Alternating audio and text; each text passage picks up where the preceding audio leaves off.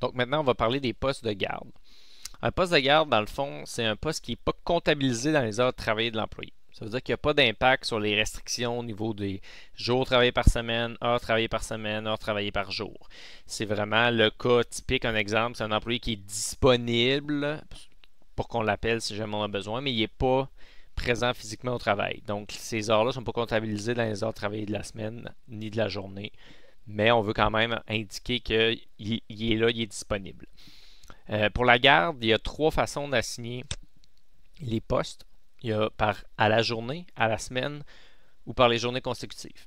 Parce que la garde est toujours assignée en rotation. Fait que là, on choisit finalement la granularité de la rotation qu'on veut faire. Si on fait un exemple, une génération par journée, j'ai des postes de garde ici qui se continuent la semaine suivante. Donc, si j'y vais avec ma génération pour ma première semaine, je vois qu'il m'a mis trois employés différents, il fait une rotation. Puis si je me rends la semaine suivante, puis je refais une génération pour cette semaine-là également, là, il va continuer la rotation, puis il va placer des employés qui n'ont pas encore été placés, un à la suite de l'autre. Si je me rends dans mon poste de garde, puis là, je décide d'y aller par semaine, ça fonctionne vraiment la semaine dans le logiciel. Donc, ce qui va arriver dans un cas comme ça, si je reviens ici puis je décide de générer, je vais générer les deux semaines en même temps. Si je génère ma semaine du 4 et du 11, je vais avoir un employé qui va être sur la semaine du 4 puis un employé qui va être là, sur la semaine du 11. Ça va être le même qui va être là durant toute la semaine. Donc, si je vais voir ma semaine du 11, je vois il a placé Sylvie Dubois. Je vais voir ma semaine du 4, je vois qu'il a placé Rosalie. Le dernier mode qui existe, c'est par les journées consécutives. Ça veut dire qu'on ne s'occupe pas vraiment de la semaine, c'est vraiment la consécutivité des journées qui comptent. Fait que dans mon cas où j'ai 7 assignations de garde qui sont toutes collées, mais sur 2 semaines différentes, ben là, je vais avoir un employé, le même employé va être mis sur les 2 semaines au complet. Comme là, je vois qu'il a mis Rosalie tout le long.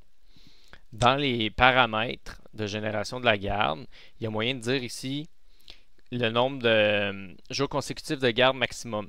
Ça, c'est pour justement qu'on assigne par les journées consécutives. Si on a vraiment une consécutivité dans le sens qu'on a vraiment le même poste de garde à tous les jours, ça indique à combien de jours on fait la coupure puis on passe au prochain. Il y a aussi dans la garde le mode d'assignation. Ça, c'est versus les assignations standards qui sont pas de garde. Ce que ça veut dire, c'est qu'on peut décider que si tu es de garde, tu ne peux pas travailler sur un besoin d'un poste régulier en même temps.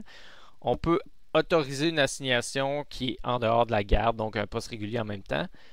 Ou on peut dire, ben, il peut y avoir plusieurs assignations de garde qui sont en même temps. Fait que c'est trois façons de faire. Règle générale, on ne veut rien autoriser en même temps parce que notre employé qui est de garde, la plupart du temps, on ne veut pas qu'il soit déjà en train de travailler sur d'autres choses.